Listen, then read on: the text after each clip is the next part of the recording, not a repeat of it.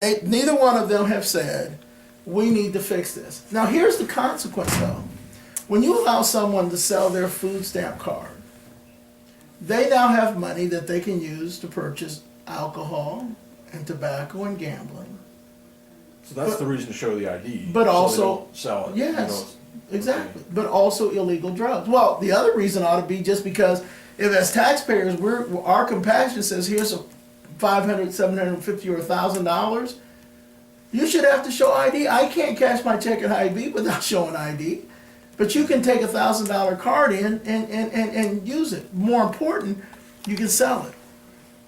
Once you sell it, we're subsidizing the purchase of alcohol, tobacco, gambling, and illegal drugs. Now, I host a radio in Waterloo. I publish in Davenport. I live in Des Moines, where I'm based out of. When you have money to buy illegal drugs, you can create competition to sell those drugs. Competition in that arena is not resolved by where the beef commercials or Black Friday sales. Resolved by shooting. Bullets. And once bullets start flying, people don't want to move into those communities who have young kids and can afford options. So we're subsidizing this chaos. And even if individuals don't get shot or there's not shooting, well, we'll arrest someone who bought drugs with the money we provided them because we didn't require ID, and then we put them in jail for $32,000. If they're poor, if they're rich, we may get them a fine or they just walk. But if they can't afford a good lawyer, then, and so we create this, we fund this chaos, when in reality, if we just simply said, you know what, we're compassionate, but if you want to use that food stamp card, here's your government issued ID, you need to show it or you're not going to be able to use it. And guess what? Now actually kids eat better because instead of selling the cards and buying dope or alcohol or tobacco or gambling or whatever else, individuals use it for food for their kids. What a concept. Now, another thing we've said is there's dignity in work. I'm in business for myself partly because of an amazing experience I had in Washington, D.C. I'm not talking about when I worked on Capitol Hill there. I'm not talking about when I worked at the Washington Times, Insight Magazine. It was when I worked at the McDonald's across from the bus station. Now, I had to go in there because my job was cleaning. I got off the bus, said I need a job. I went to McDonald's because they'd give me a uniform and a meal. It would make life simpler. As I adjusted, went on my walkabout. So I go in, get the job. They had me cleaning. I had to go into the bathroom at least daily, sometimes 2-3 times or more a day, because the winos and drunks would come in. They would puke and crap all over the toilet. They would stop it up and it would just flood. And I had to clean it up. And one day I was cleaning the lobby and I was sweating and someone said, "Why are you working so hard?" And I said, "Because I'm getting an honest day's pay." Work is healing and redemptive. Work is opportunity. This is why a Democrat by the name of Franklin Roosevelt didn't say, "We're just going to feed you." But he said, "We're going to put you back to work painting murals or planting trees." Okay? Because work is redemptive. Work helps you move from dependency to self-sufficiency. So when we give individuals benefits, we ought to say, you know what? You get a work assignment too. You volunteer to school, work at a nonprofit. If you pass a battery of tests and your character is such that this is an option, you can work in a community daycare where individuals who struggle with paying childcare costs can leave their kid in a safe, quality environment. Or you can work on bike and walking trails or other things that are going to lift our communities up. Now, I had someone at my state fair booth who was in a wheelchair who was on welfare, and they said, "What would I do?" I said, "Well, can you play cards and laugh? And do you like watching TV?" They said, "Yes." I said, "Well, you know what? We have a lot of folks from our better generation." And my mother used to run a senior citizen center. Actually, she operated the first senior citizen center in Polk County before they spread out. It was at Cottage Grove Presbyterian Church. And she had the first week, and then the next Friday, their first meal was when Miss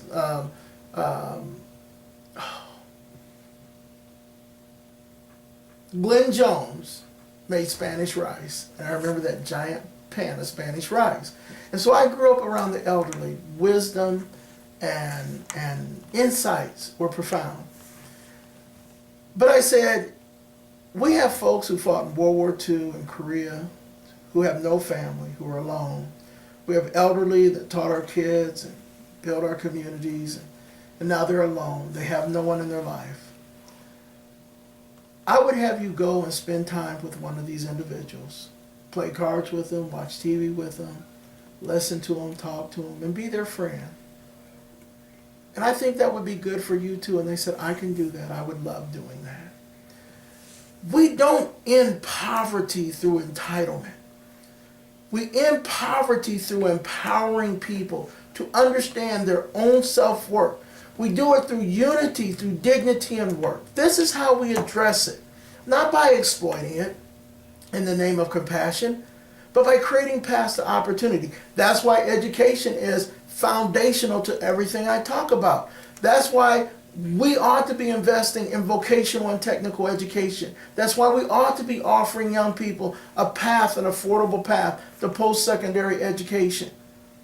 And we do that by ending the white-collar welfare that is so rampant in this state, which frees up the money to invest in better things. Like if you'll give us a year for every year we pay for, and you'll stay in the state and do 40 hours community service this summer, you can go to one of our region schools at no cost. Or we'll give you a comparable cash match to a private school, like a Grinnell or Central. We're not going to pay the whole thing for a private school, but we'll pay the same thing we would have if you went to the University of Iowa. And we keep our young people here. You know, instead of giving these developers money that they pocket and build these expanding ghettos while destroying our environment, let's use those dollars in linked mechanisms that help our young people to resettle rural Iowa and decaying urban Iowa. I'm tired of making people rich in the name of compassion while we pay for it. Instead, we should be empowering and lifting folks up. It's a bad economic investment to spend money, tax dollars, on a kid for 13 years who can't leave school and get a job, who can't go on to college, who has to go on public assistance after 13 years of education. Which is why we say we have to profoundly fix and change the way we do education in Iowa. But everything we advocate, we pay for. Sometimes we pay for it by doing things like firing Nancy Sebring, her sister, her best friend, her sister's boyfriend, by not hiring her lover at a high six-figure salary and using the money instead to send kids to college who will stay in the state. Well, that's a Des Moines school district problem. Listen, we've got that kind of nonsense going on all over the state. I show people a school district. It's not in Des Moines. Has 94 students, principal, superintendent, 2 business managers, a board secretary, student secretary. You know, just staff after staff after staff. No one can justify this. No one. You know, it's white collar welfare. I attended a district. In fact, that's how I got the hard data on the number of students that we were funding that don't exist. Attended a district. Actually sat down with people who worked in that district. 3 principals and a superintendent. One of the principals was principals for 6 students. 6 students making a huge salary. 200 students. I had a chance to attend a district where it was a one-school district, and the radio show host who covered the school district said, I'm going to support you because I just left a meeting last night where our district was considering adding a principal for kindergartners. You know, we have 45,000 employees for 70,000 students at the Regents level. We only require 1 adult for every 10 4-year-olds, and yet we have 2 adults for every 3 college-age student, and a bunch of these positions. You know where a bunch of those positions are? I know where everyone is because I carried the chart that broke them exactly down, and while people say they're at the hospital, they weren't. In athletics. Well, no, a lot of those weren't just not on the state payroll. We had a lot of bureaucratic positions. Now, some of them were in athletics, but I'm not talking, at the University of Iowa, where a lot of their athletic stuff is paid for through generating revenue, that's one thing. But when you have duplicative administrative positions, that money can be better spent elsewhere. There is an aversion in this state to efficiency and accountability in government. We have 67 counties in Florida and 99 in Iowa. But we don't even have to get rid of the 99 counties. We just need to not have 99 bureaucracies that operate inefficiently and costly, when the way we pay for it is we tell an elderly lady, either you pay this ludicrous assessment on your property values, or we will come and take your property from you.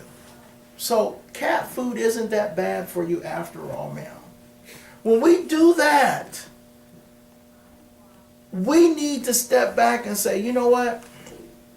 In 1950-51, we had 4,652 school districts, but we did not have 4,652 bureaucracies.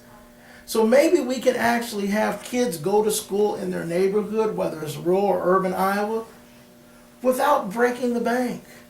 And the way we do this is the way our fathers and grandfathers did it, by actually having bureaucratic efficiency, like county superintendents. And then they said, wow, counties are becoming kind of smaller, so why don't we have regional support associations called AEAs? Now, in many respects, those have been perverted, but their purpose originally was simple. I can't afford a printing facility, you can't, we can. I can't afford a media resource library, you can't, we can. I can't afford an expensive superintendency, you can't, we can. So then the DeWitt School District is able to contract their AEA, their superintendency, with the Mississippi Bend AEA, because they can do this legally, and my goodness, it only cost $14,000. It didn't cost six figures. They didn't need two business managers. They didn't need all this these positions that no one could explain why it makes sense. My goodness, Walmart employs a workforce the size of the population of Iowa, and it's able to write checks from one place in the known universe.